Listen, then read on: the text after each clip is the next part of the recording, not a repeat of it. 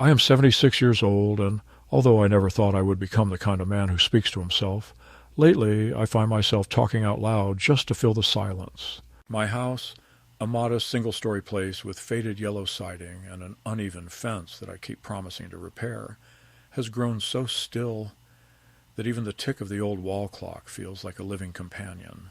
I wake each morning earlier than I want, not because of any particular duty, but because age does not permit me the deep, careless sleep of youth.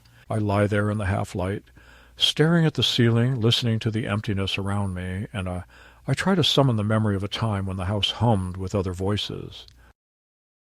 I try to recall the sound of my wife's laughter drifting from the kitchen or the scuffling feet of my daughter running late for school. Those sounds are gone, and what I have now is the echo of memory, a phantom household that no longer answers back. My mornings are ritualized almost to the point of obsession. I prepare tea the way my wife used to make it, a little stronger than is good for me, with 1 spoon of sugar, stirred slowly so that the grains dissolve completely. I slice bread carefully, spread butter in an even layer, and sit at the table as though someone might still join me. I open the newspaper even though I already know its contents from the television the night before, and I look at the photographs as if they might distract me from the weight in my chest. There is a dignity in routine, or so I tell myself, though in truth it is not dignity I am clinging to, but the faint illusion that life has continuity, that one day is not merely a repetition of the last, but a meaningful step toward something. In my darker moods, I admit there is nothing ahead but decline, but habit allows me to keep that truth at bay. When you are old, people often speak to you with the tone they might use for a child, slow and oversweet, as if your ears have lost not just sharpness, but comprehension. I have not lost my comprehension, though at times I wish I could, because understanding too much is a burden. I notice how neighbors cross the street to avoid a long conversation, how the cashier at the market asks if I need help carrying my bag, even though I still can walk 2 miles unaided, how acquaintances I once worked with avert their eyes as if old. Age were a contagious disease. I spent 45 years as an accountant, keeping track of other people's money with precision and responsibility. Yet now, I feel as if the sum of my life has been discounted to a fraction, as though the years I gave to work, to family, to duty, no longer have any currency. I speak of family, and that is the most bitter part. My wife, God rest her soul, has been gone these 11 years. She died suddenly in her sleep with no warning, and I like to think it was merciful for her, though it left me stranded. Her absence is not merely emotional but physical. I still see her handwriting in the margins of recipe books, her scarves folded in the closet, the indentation on the pillow she once favored, faint but not yet vanished. Every object is a reminder. Our daughter, on the other hand, is very much alive, and yet her absence wounds me in ways even death does not. To lose a wife to nature's cruelty is tragic, but to lose a daughter to indifference is something harder to forgive. Her name is Margaret, though since her teenage years she has insisted everyone call her Maggie, as though cutting syllables from her name would cut her ties to the family she considered provincial. She was a bright child, ambitious, always looking beyond the horizon of this small Midwestern town. When she left for college on the East Coast, I believed I was sending her into a larger world where she would thrive, and I was proud. I paid tuition bills without complaint, drove across states to deliver furniture for her dorm room, and cheered when she graduated with honors. But with every achievement she moved a little farther from me, as though success required distance, as though remembering where she came from might slow her ascent. After her marriage to a man I never trusted, a man with sharp suits and a sharper smile, she all but erased me from the picture of her life. We live in the same city now, only 20 minutes apart by car, but the distance between us might as well be continents. Months go by without a visit, sometimes without a phone call. Birthdays are marked with text messages sent late in the evening, as if written in obligation rather than affection. When I do see her, it is usually because she needs something, help with a down payment, contribution to a tuition fund, a co-signature on some loan. I give what she asks, not because I am blind to her motives, but because she is my only child, and because I have not yet found the strength to sever even that tenuous bond. I tell myself that generosity is love, though in truth it has become a ransom. I pay for the illusion that she still cares. There is a peculiar humiliation in being tolerated rather than loved.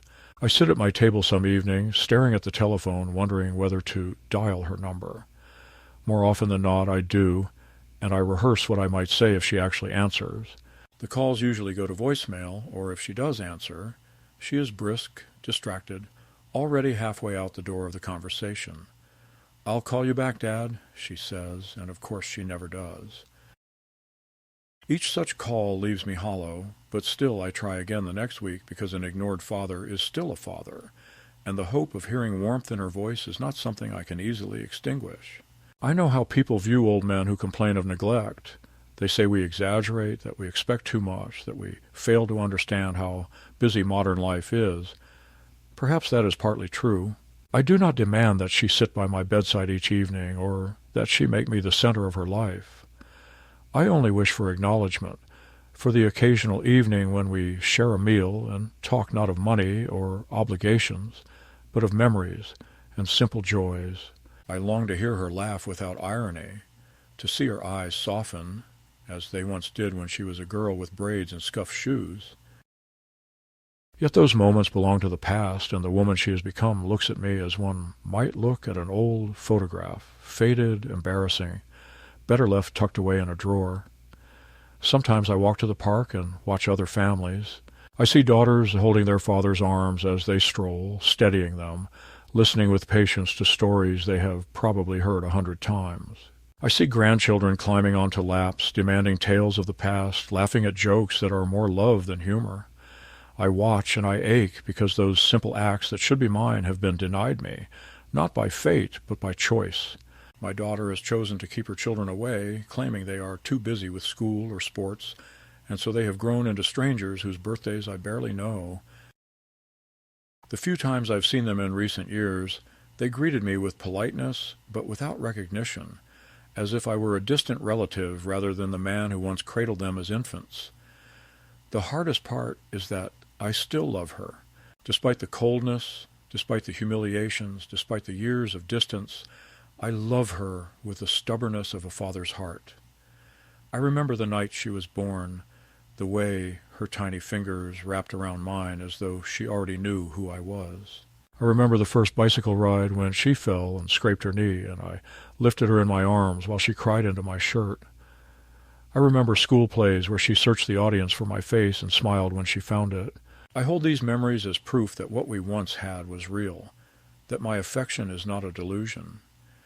And it is this love, paradoxically, that makes the neglect so cruel, because you cannot be wounded by someone you do not care for. So, here I am, an old man at the twilight of his days, clinging to the rituals of breakfast and newspaper, pretending the silence of the house is not suffocating. I tell myself that perhaps tomorrow she will call, that perhaps next week we will share dinner. Hope is the last refuge, they say, and though it often feels foolish, I cannot extinguish it entirely. Yet in my bones I sense a storm coming. A father knows when something is about to break. I feel it in the way her brief conversations have grown colder, in the way her laughter has acquired a sharpness, in the way she looks at me not with love but calculation. Something is approaching, and though I cannot yet name it, I know it will test me more than loneliness ever has. It was early autumn when the call finally came, a gray afternoon with the kind of sky that hangs low and presses on your chest when the air is damp and filled with the smell of wet leaves. I had been sitting by the window with a book in my lap, though I had not read more than a page in the past hour, my mind drifting, as it often does, to the corners of memory where I find fragments of my wife's voice or my daughter's laughter as a child assistant. The ring of the telephone startled me, sharp and almost hostile in its intrusion. For a moment I hesitated, because I have learned by habit that calls rarely bring good news, and if it was my daughter's number, it usually meant some request or demand cloaked in civility. Still, I picked it up, and when I heard her voice, brisk and hurried as always, my heart betrayed me by leaping in my chest like it used to when she was small and calling me Daddy from across the yard. She said she wanted me to come for dinner the following Saturday evening. Her tone was clipped but not unfriendly, and she used the word family in a way that was almost ceremonial, as though the word itself could bridge the distance that had grown between us. I asked if there was a special occasion, and she paused long enough for me to know that she had not anticipated the question, then answered that she simply wanted us to spend some time together, that it had been too long. I wanted to believe her. I wanted to take her words at face value, to hear them as an offering of reconciliation, and not as the calculated courtesy they might have been. In that moment, with the quiet of the house pressing against me, I chose to believe, because belief is easier than the acknowledgment of indifference. I thanked her, perhaps too eagerly, and promised I would be there. She did not linger on the line. She had other matters to attend to, always other matters, and within a minute the call ended, leaving me with a strange mix of anticipation and dread.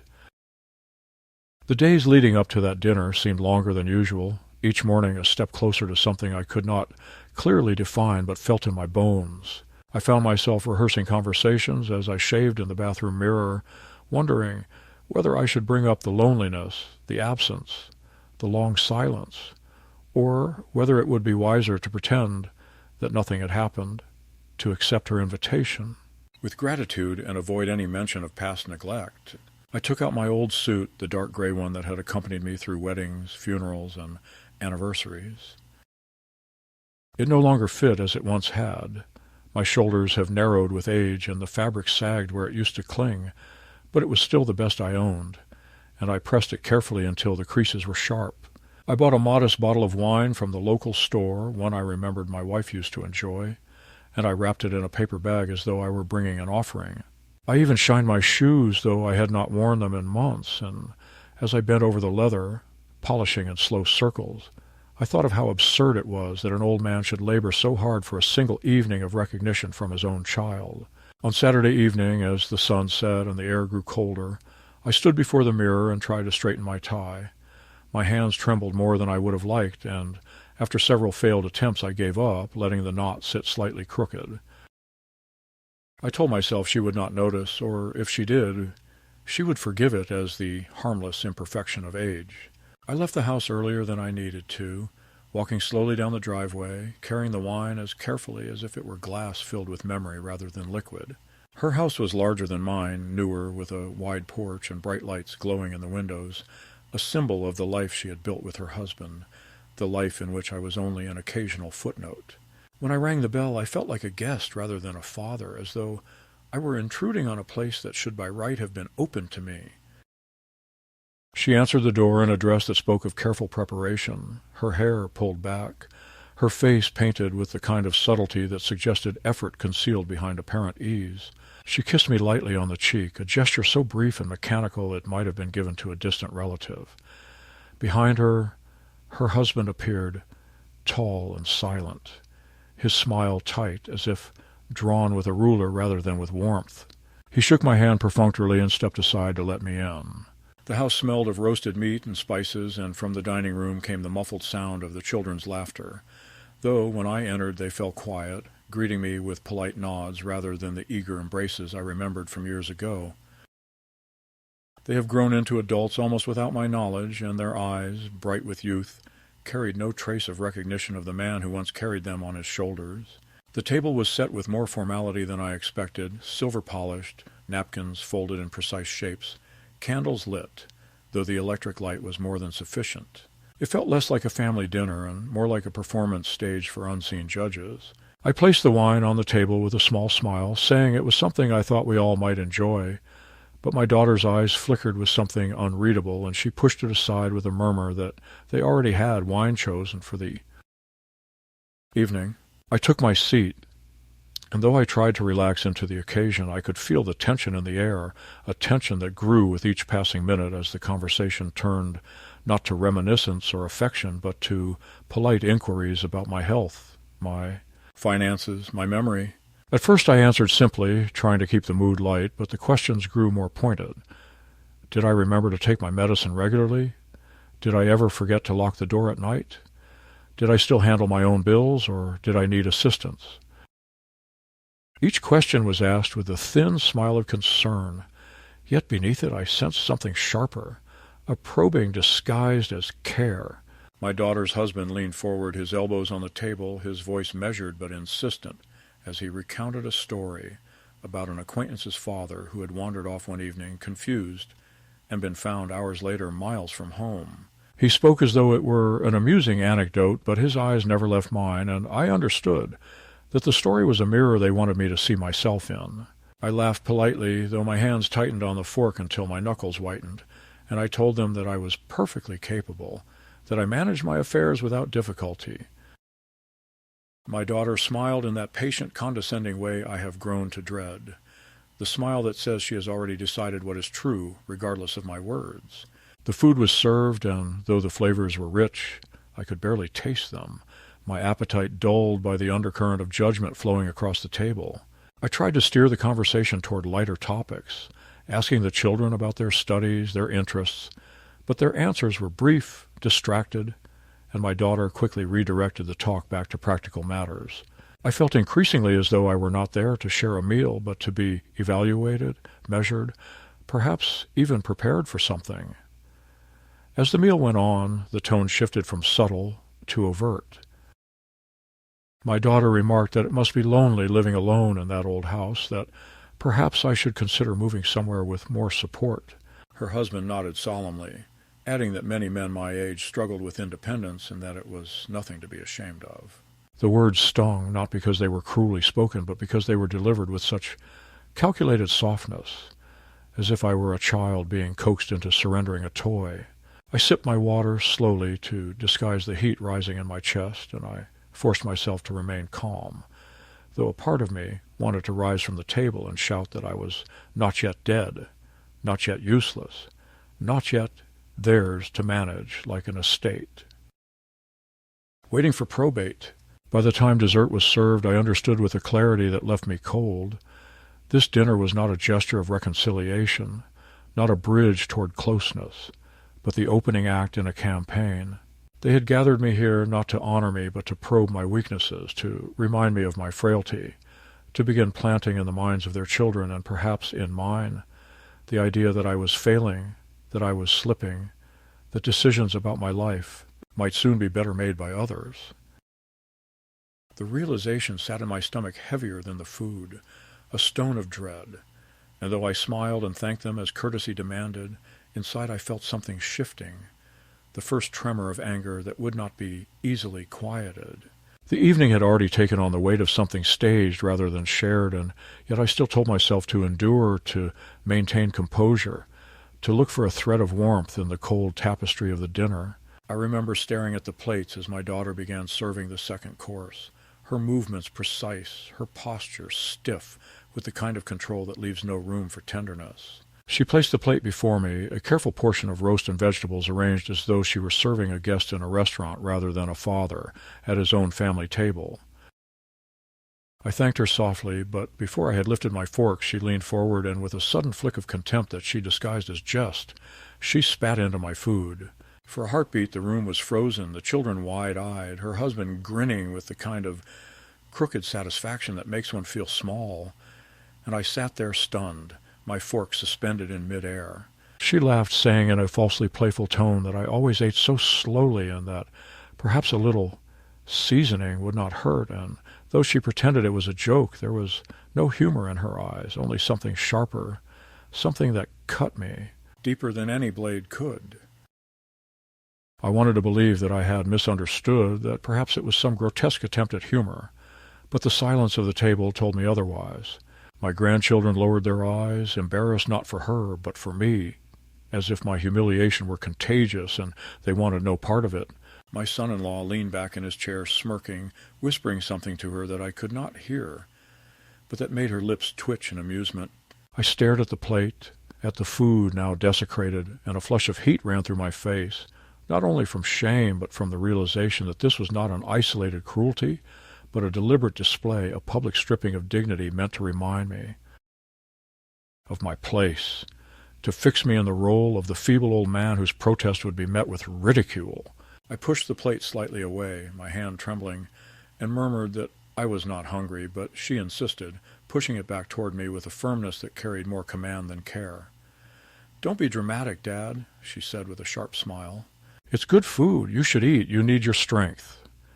Her husband chuckled, adding that I was always too sensitive, that old men often forgot how to laugh, and that maybe I should loosen up and take a joke. I felt the sting of tears at the corners of my eyes, not because I was fragile, but because the daughter I had once carried on my shoulders, the child I had fed with my own spoon, now looked at me as if I were something to be mocked. I forced the tears back, swallowing them like poison, because to let them fall would have been another victory for her. The conversation resumed as though nothing had happened, but the words that followed were no less cruel for their calm delivery. My daughter began recounting small incidents from the past months that I knew had never occurred, that I had forgotten where I left my keys and called her in a panic, that I had left the stove burning and nearly set fire to the house, that I had confused the names of my own grandchildren when she visited.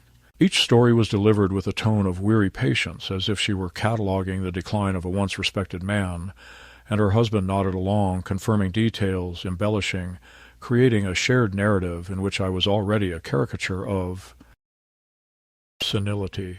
I sat listening, my fists clenched beneath the table, my jaw tight, because to protest would have been useless. I knew that in their eyes denial would serve only as confirmation. What struck me most was the ease with which she lied, how naturally the falsehoods flowed from her lips, as though she had rehearsed them, as though they were not lies, but lines in a script she had written long before I arrived. The grandchildren listened in silence, absorbing each word, and I saw in their faces the beginning of doubt, the faint shadow of belief that maybe their grandfather truly was slipping. Maybe he truly was the confused old man their mother described.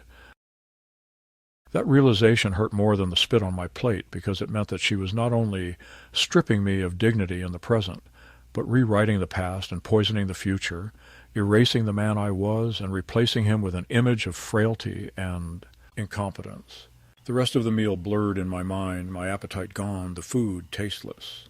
I watched them laugh among themselves, exchanging glances that excluded me, and I felt as though I were no longer part of the family, but an intruder who had wandered into their home uninvited.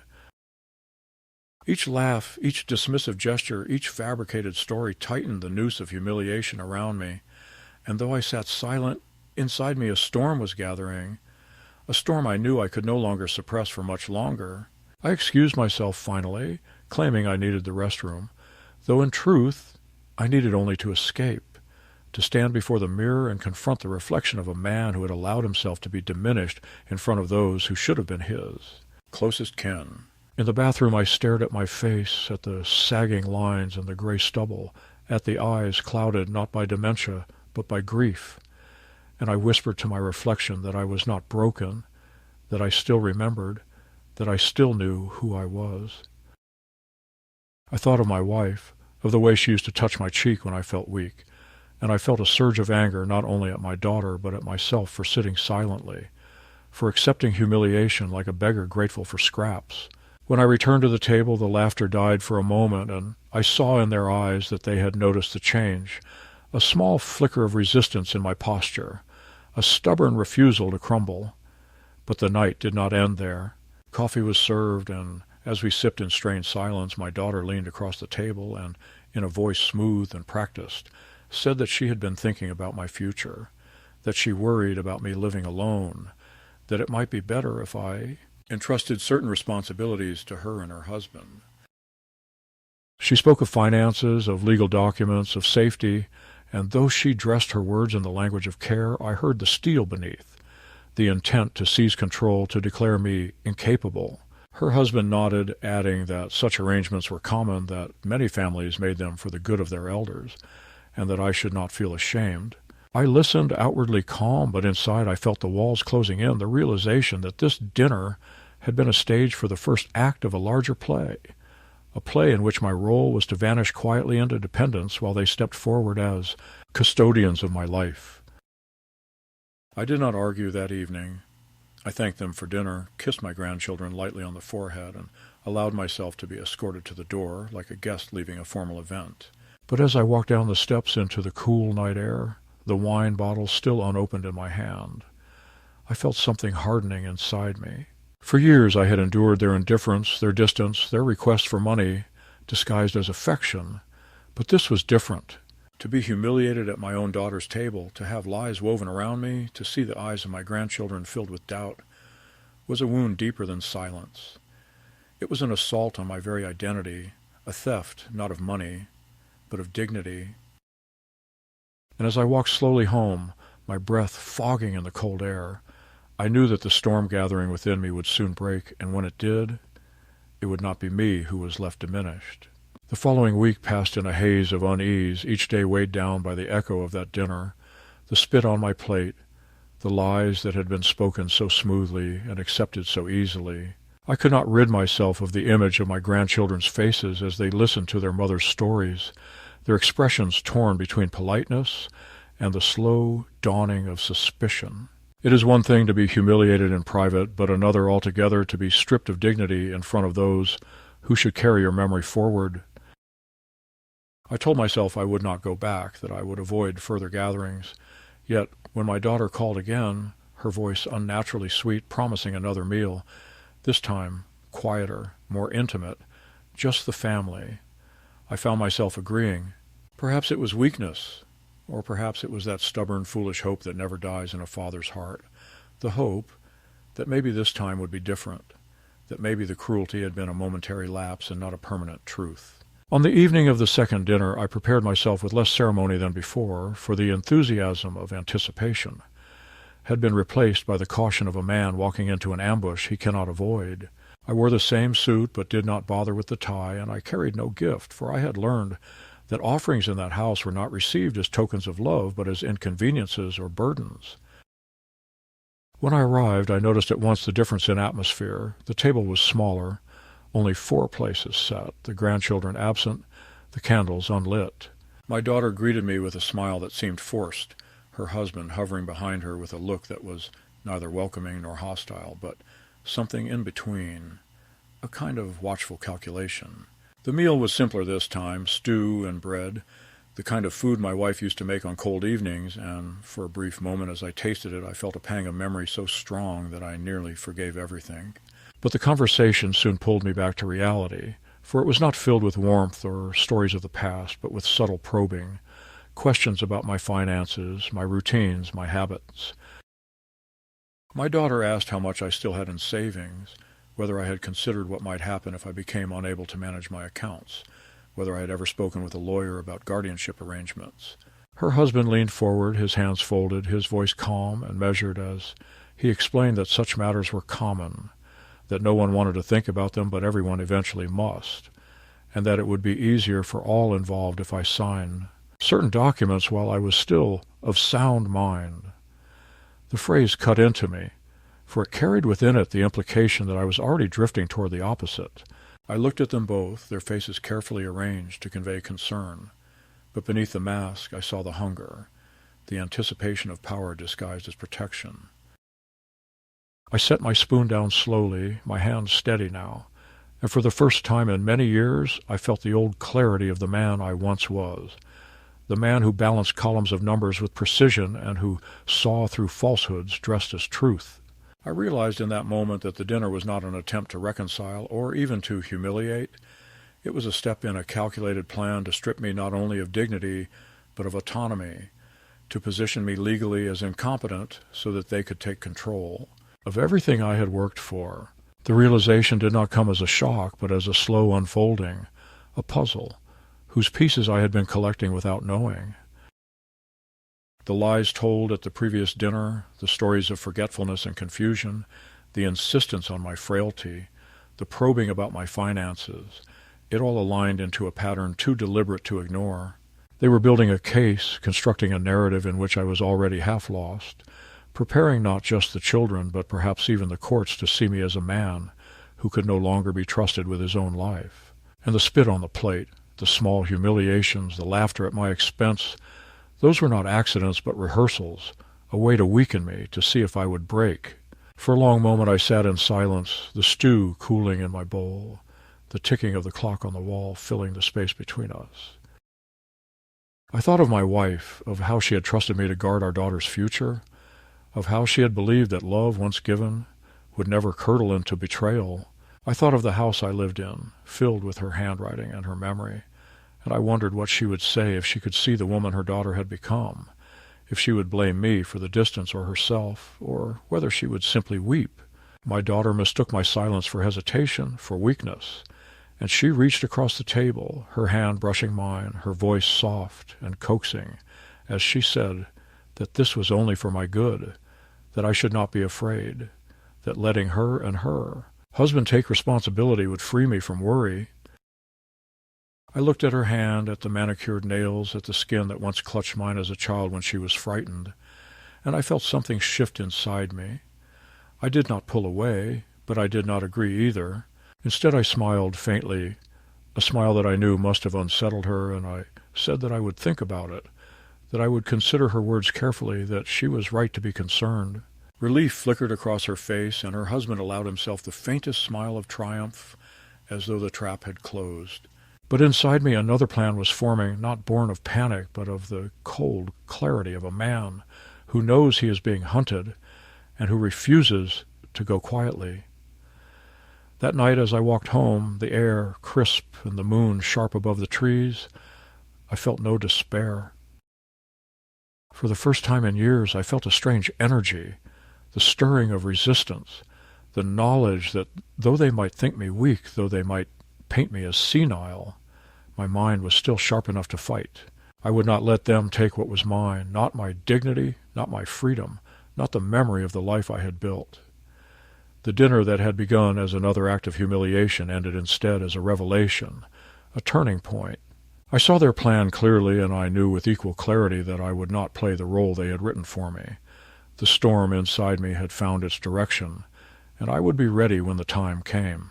I did not sleep much after that second dinner, not because of fear exactly, but because something in me had finally snapped into alignment, the way a door that has long stuck in its frame will suddenly swing true when the hinges are reset, and in that new clarity, I began to move through my days with a quiet purpose that surprised even me, making lists in my head as I shaved, rehearsing conversations as I walked to the market, deciding what I would say to whom and in what order, because if my daughter and her husband were building a case, then I would build one too, not of accusation or outrage, but of plain facts and sober documents that speak louder than tears ever could.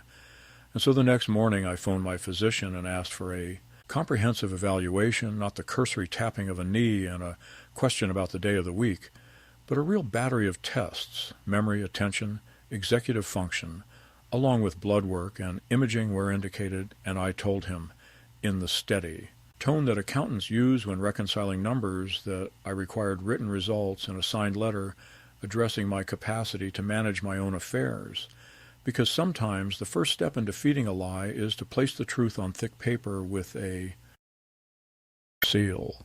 While the appointments were being scheduled, I walked to the bank, not hunched and shuffling like a man begging for leniency, but upright and deliberate, and I asked to speak with a manager who knew me by name rather than position, and when I was shown into her office, I explained that I wished to place additional security on my accounts, to create alerts for unusual activity, to require in-person verification for transfers above a modest threshold, and I asked for printed histories of every login and attempted transaction in the past 6 months, including the IP addresses and locations, because I had an uneasy sense, no, a near certainty, that someone had already dipped a hand in waters not theirs, and if that hand belonged to my own. Blood then, I preferred to know it now rather than later. The manager listened with the grim sympathy of a woman who has seen too many families gutted not by poverty, but by greed, and she printed what I asked for, and together we flagged my profile in a way that would make silent alarms ring should anyone try again to move what is mine without my consent. From the bank I walked to the office of a lawyer recommended by a neighbor, an older man with a careful manner who wore his integrity like a well-brushed coat, and I told him plainly what I feared, not dressing it in melodrama, just the facts of the dinners and the probing questions and the stories that had begun to twist my life into a narrative convenient to others, and he nodded without surprise because he said, "The line between concern and control is often crossed in quiet rooms with good intentions claimed like a passport," and then he laid out with the precision I understood and respected, the instruments available to a man who wishes to remain the author of his own life. A durable power of attorney, naming a professional fiduciary, rather than family, a revocable trust for my accounts with a corporate trustee, obligated by law rather than by sentiment, a medical directive that appoints a neutral advocate to interpret my wishes should I be unable to speak, and finally a simple letter, notarized and dated, stating that no document purporting to transfer my property or rights to my daughter or her husband should be honored without verification directly from me in the presence of counsel. We prepared them all, and as the notary's stamp thumped the paper, I felt an old confidence return, the feeling of numbers adding up. I wish I could say that these steps were unnecessary, that they represented an old man's paranoia, but within days the air filled with the metallic scent of a coming storm. A social worker appeared at my door unannounced, polite and apologetic, explaining that she had received a concerned report about my well-being, mentioning alleged episodes of confusion and neglect, and asking, with practiced gentleness, whether she might look around and speak with me. I invited her in. I showed her the list on my refrigerator of medications and dosages, the labeled pill organizer with each day snapped shut, the calendar with my appointments written in large dark ink, the neatly stacked bills with checks already filled out but not mailed until their due dates, and I handed her copies of the bank alerts and the letter from my physician scheduling evaluations. And I asked, not harshly but directly, whether the report had named its source. She demurred, of course, but her eyes told me what. Her lips could not, and when she left, she squeezed my hand with the quick pressure of someone who knows she's been used, promising to note in her file that the allegations did not match the facts observed. That same week my front door jammed at 2 a.m. under a heavy fist and the bright splash of a flashlight, and when I pulled a robe over my shoulders and opened it, I found 2 officers on the stoop explaining that a gas leak had been reported by a caller who feared I might be inside unconscious. And though their faces showed relief when no odor met their noses, the humiliation of standing in my own doorway half-dressed while strangers peered behind me into the quiet rooms settled on my skin like soot. I thanked them for their diligence because the men were not my enemy, and after they left, I sat at the kitchen table and stared at the telephone, understanding too well how small conspiracies are built. A welfare check here, a social worker there, and soon the file grows thick with concern until a judge who has never seen my eyes will sign a paper, turning my life into a ward of convenience. I tell you this, not to parade grievances, but to record the way motives bloom under pressure, because around that time I also began to hear things in the neighborhood, the way gossip travels on the same breeze that carries leaves across a lawn, and through a man I know from church who works in real estate, I learned that my daughter and her husband were in trouble more complicated than pride would allow them to admit. A failed investment, a house too large and too expensively furnished, a line of credit stretched thin, a contract her husband's firm had counted on, that fell apart when a project was delayed, leaving them exposed to penalties and to whispers among his partners. Suddenly, their interest in my supposed frailty looked less like filial worry and more like a life raft woven hastily from legal papers and soft phrases. And though the knowledge did not ease the bruise on my heart, it gave shape to the hand that inflicted it, reminding me that greed is often fear in a more expensive suit. If I had been a different man, I might have marched to their door and shouted my findings. But I have learned that truth, to be effective, must be delivered, not as a howl, but as a ledger, the entries clear and unassailable. So I kept my counsel and kept building the quiet fortress of documentation. I completed the cognitive evaluations with a focus that astonished the technician. I answered every question, slowly and fully, not to show off, but to leave no room for ambiguity, and when the report came back stating in crisp paragraphs that I was of sound mind, with memory and judgment consistent with age but unimpaired, I made 3 certified copies and placed them with my lawyer, my bank, and my own file at home. I installed a small camera by my front door that recorded every visitor, not to spy but to remember, and I kept a journal in my own hand, dated and detailed, not because I needed to prove to myself that I existed, but because I intended to be ready if others attempted to prove the opposite. My daughter, sensing perhaps that the soft approach had not melted me, escalated with a smile. She invited me to a family talk at her house on a Sunday afternoon, promising it would be informal, just coffee and pastries, no fuss. When I arrived, I saw at once that the room was arranged like a quiet tribunal, her husband perched near a neat stack of folders on the sideboard, 2 chairs positioned to face a sofa as if for an interview, and on the coffee table a pen and a slim sheaf of papers. Clipped at the corner, she brought out a plate of scones and spoke lightly of the weather, then eased into the subject as a surgeon might angle a scalpel, telling me they had drafted some temporary safeguards to relieve me of the burdens of paperwork and decision-making, stressing that nothing would change except that they would be authorized to help. And when I asked to read the documents myself, her husband looked offended, as though I had violated etiquette by wanting to know the contents of my own life, yet he slid them toward me with a tight smirk. I read every line, slowly, while they watched with the poorly masked impatience of actors, waiting for an audience to react at the correct moment. And what I found was not a gentle helper's toolkit, but a durable guardianship petition disguised as convenience language, pre-authorizing them to access my accounts, manage my care, and make decisions in the event of cognitive decline as determined by a qualified professional. A phrase that would have sounded reasonable if not for the attached form naming a specific clinician I had never met, later revealed to be a golfing partner of my son-in-law. I placed the papers back on the table and told them, in the same steady voice I had used years ago, to explain audit variances to jittery clients, that my lawyer would review anything they wished me to sign, and that until then nothing would be agreed.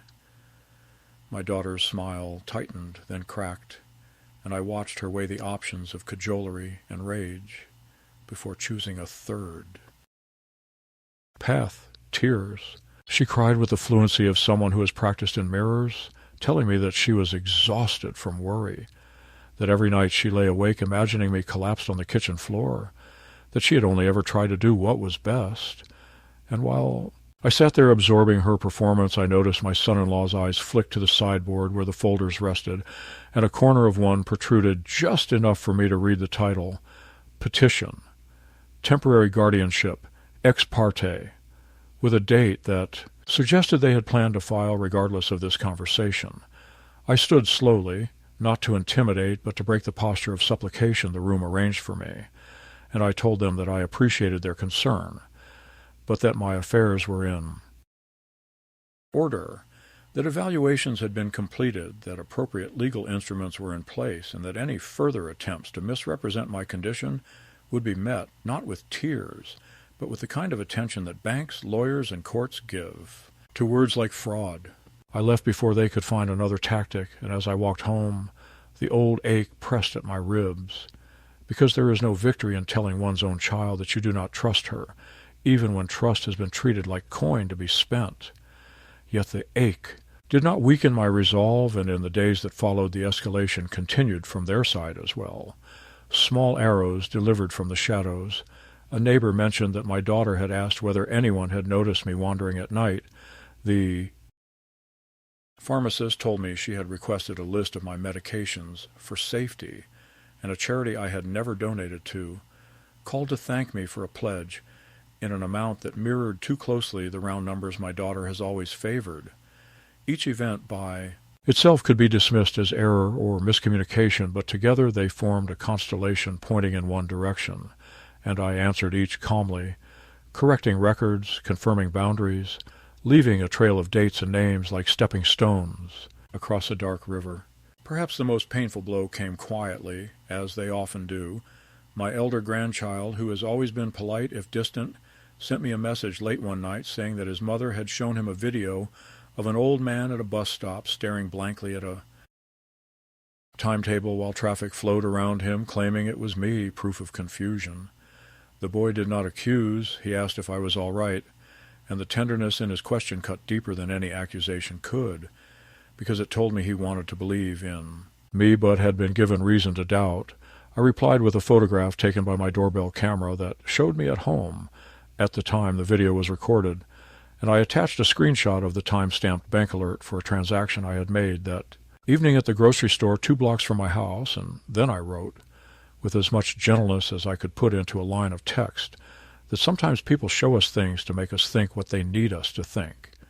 He did not respond that night, but the next day I found a folded note slipped under my doormat, unsigned but written in a hand I recognized, saying simply, "I'm sorry." By then the board was set and the pieces in motion, and I knew that the next move would not be mine, because I had structured my defenses and gathered my proofs, while they, having pushed soft pressure as far as it would go, would either retreat or attempt the bold stroke that pride demands when fear corners it. I did not need to wait long, because a week later an envelope arrived by certified mail containing a polite notice that a petition for temporary guardianship had indeed been filed, citing credible reports of cognitive decline and episodes of neglect, accompanied by 2 affidavits, one from a E-A clinician whose name matched the attachment I had seen on their papers, and one from a neighbor I barely knew who claimed to have seen me wandering. And though the weight of such paper might crush a man unprepared, I read it with a strange calm, because I had expected it, and because on my kitchen table lay the counterweight, test results, bank logs, letters, dates, names, signatures, and a lawyer's card with a meeting already scheduled.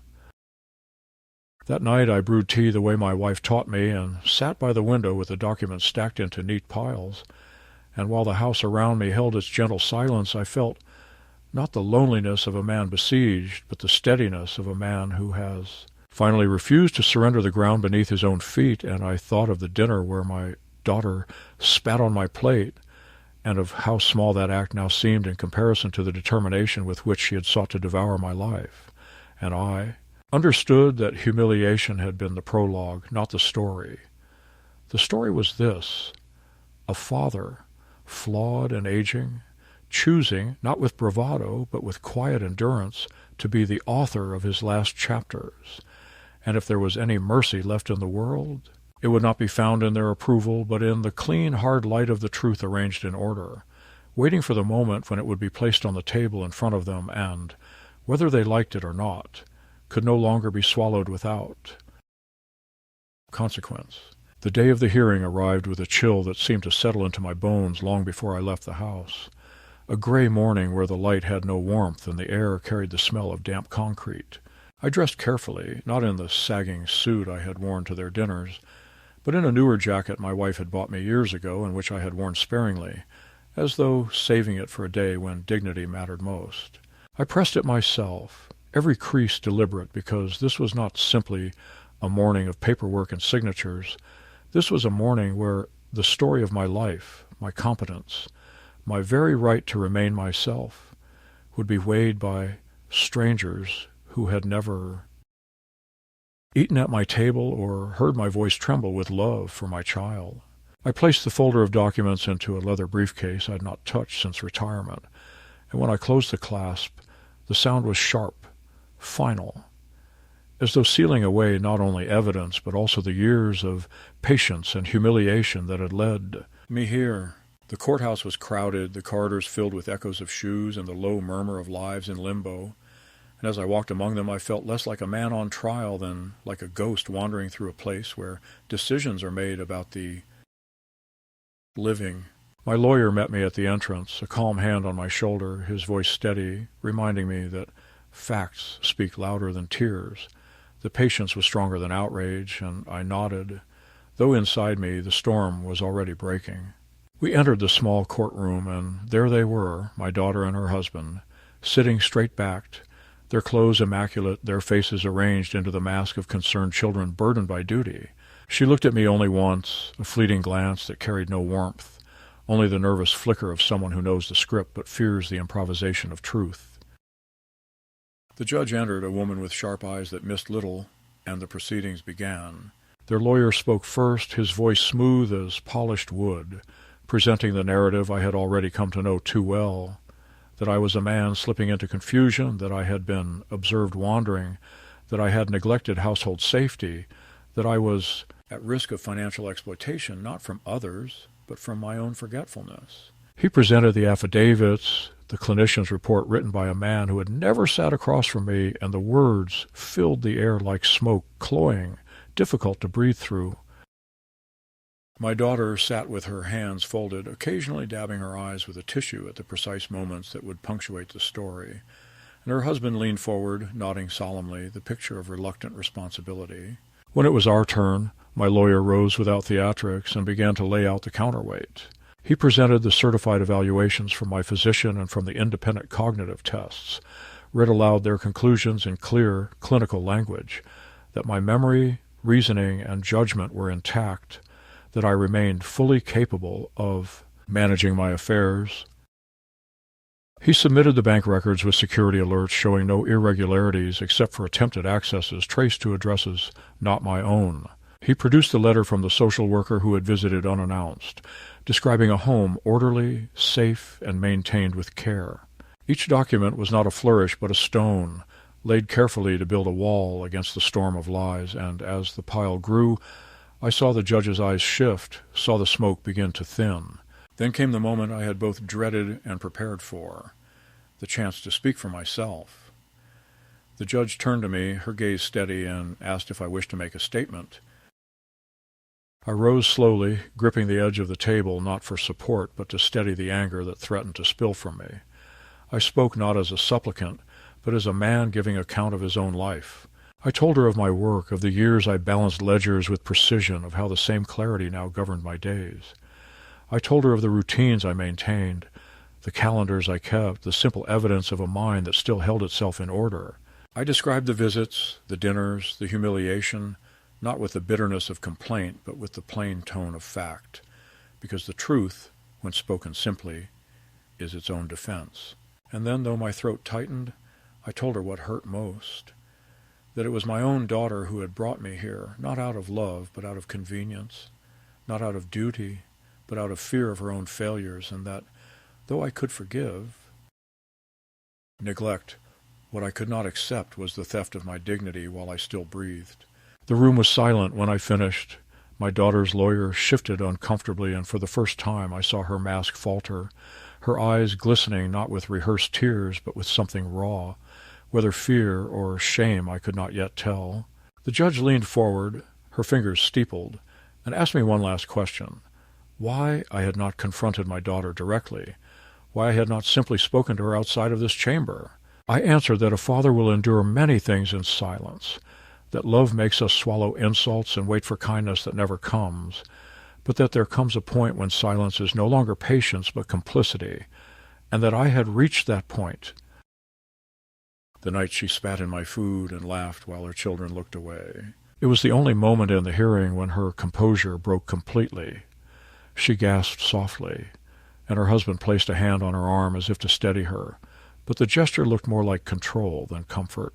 The judge made her notes, her expression unreadable, and then she adjourned briefly to review the materials. The room exhaled as she left, my lawyer leaning close to whisper that we had done what was necessary, that the evidence was clear, but I felt little triumph, only the weight of years pressing against my chest.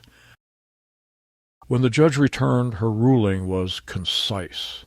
The petition for guardianship was denied, the affidavits noted as inconsistent, the clinician's report disregarded due to lack of direct evaluation.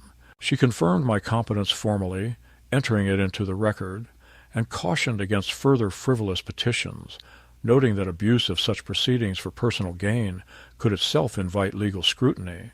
The gavel struck once, a sound that echoed like a bell, and just like that the threat that had hovered over me was dispersed.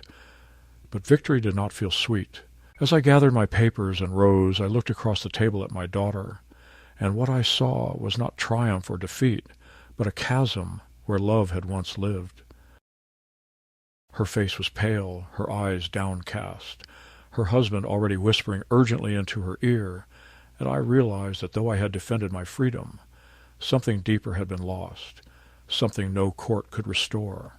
I walked out of the room slowly, my briefcase heavy at my side, my steps measured, because I knew that though the battle had ended, The wound of betrayal would not close easily, and the house I returned to that night would be quieter than ever, filled not with memory alone, but with the echo of a daughter's voice turned against her father. After the ruling, I walked home through a wind that smelled of rain and metal, feeling in my bones the odd mixture of relief and sorrow that follows a battle won at the price of something irreplaceable, and once inside I set the briefcase on the table and opened every window, letting the courthouse air out of the rooms, then brewed tea the way my wife taught me and sat with the cup between my palms until the steam faded and the quiet returned to its familiar shape.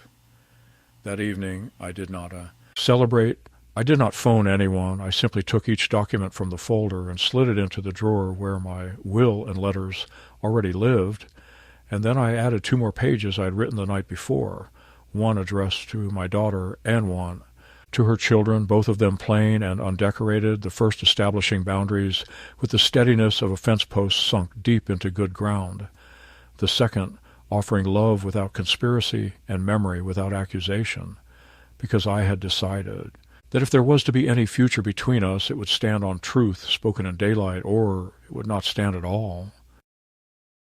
In the days that followed, I enacted a quiet reshaping of my life that felt less like running away and more like finally choosing the house I would die in and the road I would walk to reach it. So I met with my lawyer again, and we moved my accounts into the trust with a corporate trustee who would answer to law rather than to sentiment, and we finalized the medical directive that placed decisions in the hands of a neutral advocate recommended by my doctor. Then I visited the bank manager with a tin of butter cookies and a typed letter requesting that all inquiries about my finances from family be recorded and declined unless I appeared in person, and she, who has seen too many fathers step into her office with eyes bewildered by betrayal, shook my hand with a promise to stand watch. I cleaned the house room by room, not with the despair of a man tidying for absence, but with the care of a man preparing for a smaller, truer life, thinning closets, boxing up items to donate, choosing what to keep not by price but by pulse. My wife's recipe cards with flour still ground into the edges, the plastic pony my daughter used to sleep with clutched under her chin, the photograph of us 3 on the day Maggie learned to ride a bicycle and looked at the camera with a mouth full of missing teeth and triumph, a picture I set on the mantel like a candle, whose wick still remembers fire. My daughter called twice, each time leaving a message that swung like a gate from apology to accusation and back again. And then she sent a long email that read like a brief part sorrow and part negotiation, offering visits under certain conditions and insisting that her concerns had always been pure, which I answered with a letter I printed and mailed. Because paper slows the hand and clarifies the mind, I wrote that I was willing to meet her in a public place with a third party. Present, that I would not discuss my finances except to say they were settled, that if she wished to repair what she had damaged, she could begin by acknowledging the truth not only to me but to her children, and that there would be no path across the distance she had made that did not pass through confession, restitution, and time. I did not use the word forgiveness because I have learned that forgiveness offered too quickly becomes a broom that sweeps the dirt under the bed to be tripped over later, but I did write that my door, though closed, was not locked from the inside. It was not she who appeared first, but my grandson, lanky and unsure, standing on the porch with his hands in his pockets, like a boy who has lost something and is not yet ready to name it, and I invited him in and poured him the tea he would not drink. And we talked in the long, circling way men talk when around the heart there is barbed wire, and eventually he told me he had believed what he was shown, because sons believe their mothers until they are given reason not to, and I said that I understood, that I had once believed his mother would never turn away from her own father, and that belief is a beautiful servant and a terrible master. He did not defend her. He did not condemn her either. He only asked whether I might ever sit with them again, all of us at one table, and I told him that tables are sacred, that a table can heal or it can wound, and that if he and his sister ever wished to share mine, there would always be a plate set for them, but that I would not sit where I was. made a spectacle, and he nodded. And before he left, he placed on the mantel the little metal whistle I used to keep in my pocket when I took them to the park, a talisman I had thought long lost, saying he'd found it in a drawer at their house and thought it belonged here. I began to move differently through my days, not faster. Age does not permit miracles, but with a lengthening stride that felt like ownership of the ground beneath me, joining the Tuesday volunteers at the church food pantry where I carried crates and sorted cans and learned the names of people whose stories were heavy and whose gratitude was light. Signing up at the library to help with the Wednesday math hour where I sat with nervous teenagers and ran a pencil down fractions while their shoulders slowly loosened, taking the long way home by the lake where geese left their quills like stray commas along the shore, then cooking one honest meal each evening and laying the table for one. With the care due a guest who matters, I slept more soundly, because fear prowls when a man is uncertain. Now I had put locks on the right doors and opened the others toward air and sun. Only once did my daughter come to the house, arriving without warning on a day of bruised clouds, and I stepped outside to meet her on the porch so that my rooms would not inhale the storm, and we stood with the rail between us while she talked, quickly about misunderstandings and intentions and appearances, words beaten thin by use, and I listened without interrupting until she said she could not be expected to humiliate herself in front of her children, just to satisfy my pride. I told her it was not my pride that required truth, but their future, because children raised on performances grow into adults who mistake manipulation for love, and if she wanted them to walk straighter than we had, she would have to bend first. She stared at me with eyes that for a flicker resembled the child I had lifted from a bicycle after a fall, then hardened, and she left with a sentence that tried to wound and only confirmed what I already knew, that she was not ready to choose truth over comfort. Not yet. I do not pretend that any of this has made me young or invulnerable, and there are evenings when the house presses close and I speak aloud to the empty rooms, telling my wife what I have done and what I have left undone, and I do not hide from myself, that I will die sooner than later, likely in this chair by the window with the late light on my hands. But I have set the table of my last years with intention and honesty, and that is no small mercy. On Sundays I place 3 plates in the cupboard, within easy reach, 1 for me and 2 for the grandchildren should they come by unannounced. And sometimes I imagine a day when my daughter will step through the gate without a lawyer in her mouth and sit across from me in the quiet that follows. Confession, and we will eat what is placed in front of us with gratitude rather than calculation. Yet even if that day never arrives, I have made peace with the shape of what remains, because dignity, once retrieved, tastes like bread after hunger. I know now that the dinner where she spat on my plate was not merely an insult, but a prophecy, for she did not understand that a man who has learned to swallow grief will not swallow lies forever, and when the truth finally rose to the surface, all, sharp bone and shining spine, it caught in the throat of those who had mistaken patience for weakness and silence for consent. I live quietly, I pay my bills on time, I keep my papers in order and my shoes by the door, and when I set my place, each. Evening I think of the difference between being fed and being respected, and I whisper a grace that is not a prayer for their change, so much as thanks for my own, because in the end, the meal I needed was not their approval, but my own courage, and though she once spit into my supper as if to brand me with shame, it was she who choked on what could not be swallowed, while I, old, ordinary, unremarkable, finished what was mine, and rose from the table, still myself.